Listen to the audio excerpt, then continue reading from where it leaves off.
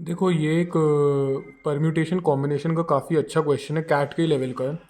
आओ सुन पढ़ते हैं क्वेश्चन क्या है। Raghav went to an orphanage of 5 kids with 22 similar notebooks. मतलब वो एक ऑर्फनेज में गया जहाँ पे 5 बच्चे थे और उसके पास 22 नोटबुक्स थी। अब जो बच्चे थे 5 ऑर्फनेज में, उन्होंने उससे क्या डिमांड किया? At least 1 book, 2 book, 3 book, 4 book या फिर 5 नोटबुक। ठीक है, ये पूछा गया है। How many ways can Raghav distributes the notebooks to them. एक बार मैं फिर से बता दूँ क्या हुआ। राघव है, राघव क्या गया? राघव गया एक ऑर्फनेज में।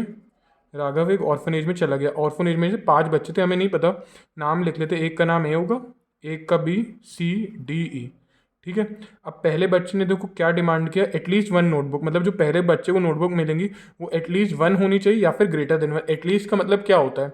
अगर आपको कभी एटलीस्ट 1 लिखा है, एटलीस्ट 1 तो यही होता है ना कि एक मिले या फिर एक से ज़्यादा मिले। ठीक है, पर एक से कम नहीं मिलना चाहिए। फिर किसी बच्चे ने 2 मांगी तो हम बोल लेते एटलीस्ट 2 मांगी तो हम लिख लेते हैं बी को एटलीस्ट 2 या फिर 2 से ज़्यादा मिलना चाहिए। ऐसी किसी बच्चे ने एटलीस्ट 3 बोला तो सी को हम मान लेते हैं एटलीस्ट 3 या फिर 3 से ज़्यादा होनी चाहिए। ऐसी किसी बच्चे ने 4 बोला तो डी को हम मान लेते हैं एटलीस्ट 4, मतलब 4 या 4 से ज़्यादा। और एक बच्चे ने 5 नोटबुक की डिमांड की, एटलीस्ट 5, तो ई को मान लेते हैं एटलीस्ट 5 या फिर 5 से ज़्यादा। कोई डाउट तो नहीं है? तो देखो इन जैसे क्वेश्चंस को हम कैसे सॉल्व करते हैं। अब ए है, ए है, ए को हम कितनी नोटबुक्स दे सकते हैं? उसको हम एक तो ऑब्वियसली हमें उसको देनी ही पड़ेंगी, उसके अलावा हम जितनी दे दें। हम ए को देखो कैसे लिखेंगे। ए को ना हमें एक नोटबुक तो देनी ही है, एटलीस्ट 1 तो देना ही है। 1 दे दी, अब उसके अलावा हम उसको जितनी दे सकते हैं। इसको इसकी वैल्यू 0 भी हो सकती है या फिर 1 2 3 कितनी भी हो सकती है। ठीक है, जो बी बच्चा है उसको हमें एटलीस्ट 2 तो हमें देनी है। ठीक है, हमें 2 तो देनी है, 2 के अलावा हम उसको ज़्यादा भी दे सकते हैं। तो इसको 2 तो जाएंगी ही जाएंगी, 2 से कम तो इसको हम दे ही नहीं सकते हैं। फिर बी की वैल्यू कुछ भी हो सकती है, 1 2 3 कितनी भी हो सकती है। ऐसी सी है, सी को हमें 3 तो देनी ही देनी है, 3 से कम हम दे ही नहीं सकते। फिर उसकी सी की वैल्यू कुछ भी हो, इसकी वैल्यू 1 0 2 3 कुछ भी हो सकती है, कितनी भी जा सकती है। ऐसी जब आप डी का केस देखोगे तो डी को 4 तो देनी ही देनी है, 4 नोटबुक्स तो डी को जाएंगी, उसके अलावा हम उसको जितनी भी दे दें। और ऐसी ई के लिए जब आप देखोगे तो उसका एटलीस्ट 5 है, मतलब 5 नोटबुक्स तो उसके हित की हैं, उसको जानी ही जानी है 5 नोटबुक्स, और उसके अलावा हम उसको कितनी भी दे दें। अब देखो इन क्वेश्चंस को आप कैसे डील करते हो, आप ध्यान से समझो। ये वाला जो मैंने तरीका है, मैंने रोधा से ही सीखा है, सर से, रवि सर से, उनकी वीडियो से ही मैंने देख के सीखा हुआ है। बहुत आसान सा तरीका है, सर ने बहुत अच्छे से एक्सप्लेन किया है। अगर आपको पूरा पीएनसी पढ़ना हो तो मैं बोलूँगा सर की एक बार वीडियोस रेफर करो। नहीं समझ आए तो 2 3 बार पूरी प्लेलिस्ट देखो, समझ में आएंगी चीज़ें जब क्वेश्चंस को प्रैक्टिस करोगे। देखो ये जो क्वेश्चन है इसमें हम ऐसे लिखेंगे। ए को कुछ मिलनी थी नोटबुक्स, बी को कुछ मिलनी थी नोटबुक्स, सी को कुछ मिलनी थी नोटबुक्स, डी को नोटबुक्स मिलनी थी और ई को नोटबुक्स मिलनी थी। और ये कितनी नोटबुक्स इनको मिलनी थी? टोटल 22 नोटबुक्स इनमें बचनी थी। ठीक है, अब ए की वैल्यू क्या हम लिख सकते हैं? A+1, बी की वैल्यू B+2, सी की वैल्यू C+3, डी की वैल्यू हम लिख सकते हैं D+4 और ई की वैल्यू हम लिख सकते हैं E+5। ठीक है, तो इसकी वैल्यू कितनी आ जाएगी? 22। सॉल्व कर लो। A plus B plus C plus D plus E, और इसमें कितना आ जाएगा? 5 4 9 9 1 10 प्लस 15, 15 आ गया, इज इक्वल टू 22। तो A plus B plus C plus D plus E की वैल्यू हो जाएगी 22 माइनस 15, या फिर आप इसको कैसे लिख सकते हैं? A plus B plus C plus D plus E की वैल्यू हो सकती है 7। ठीक है, मतलब A plus B plus C plus D का सम जितना भी होना चाहिए 7। अब देखो 7 होना चाहिए ना, तो कुछ भी हो सकता है। ए कितनी वैल्यू ले सकता है मैं एक बार बता देता हूँ, थोड़ा सा एक्सप्लेन करता हूँ। इसका मतलब ये होता है कि ए आपकी कितनी भी वैल्यू ले सकता है। मतलब ए की रेंज हो सकती है 0 से 1 से लेके 2 से लेके 3 से लेके 4 से 5 6 7, ऐसे ए कुछ भी ले सकता है। अब अगर समझ लो ए की वैल्यू, एग्जाम्पल ले लो, ए की वैल्यू अगर समझ लो 7 हो गई तो सबकी वैल्यू बाकी सबकी क्या हो जाएगी? 0 होनी पड़ेगी। बी की भी फिर 0। अगर ए की हमने 7 मान ली, हमारी इक्वेशन यही है ना, A plus B plus C plus D plus E is equal to 7। A की अगर 7 मान ली तो बाकी सारी वैल्यूज कितनी हो जाएंगी? बाकी सारी वैल्यू 0 हो जाएंगी।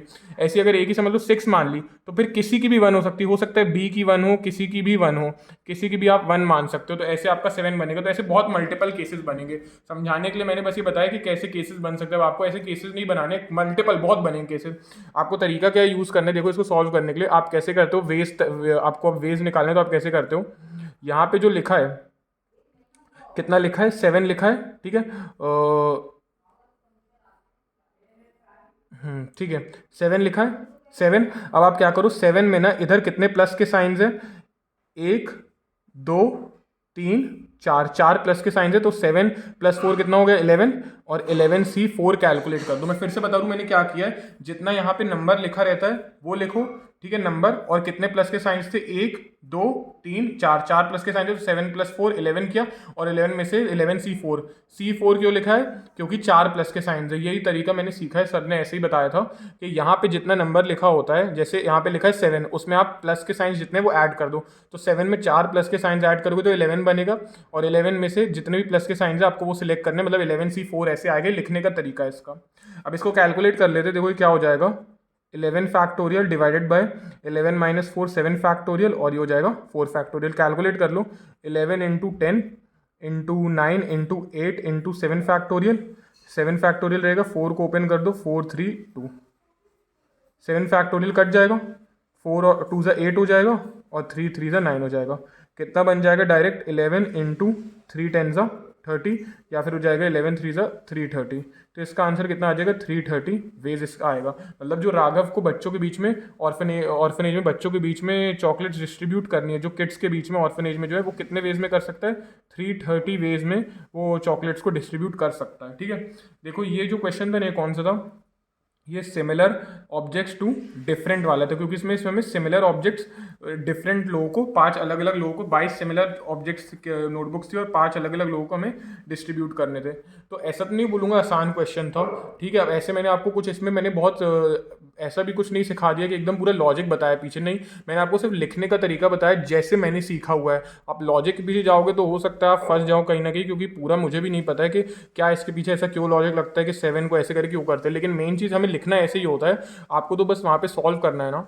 तो आप ये तरीका देखो यूज़ करो, इसके ही 2-3 PYQ आए हुए हैं जो आप ऐसे आपको एक बार ये आपने कर लिया ना क्वेश्चन सॉल्व, तो 2-3 प्रीवियस ईयर क्वेश्चन है जो PNC के आपको बन जाएंगे, क्योंकि मैंने भी खुद ऐसे इससे से ही सर ने जो पढ़ाया मैंने उससे ही पढ़ के किए हुए हैं। तो बस क्वेश्चन अगर अच्छा लगा हो, वीडियो अच्छी लगी हो तो लाइक कर देना और चैनल को सब्सक्राइब कर देना। Thank you.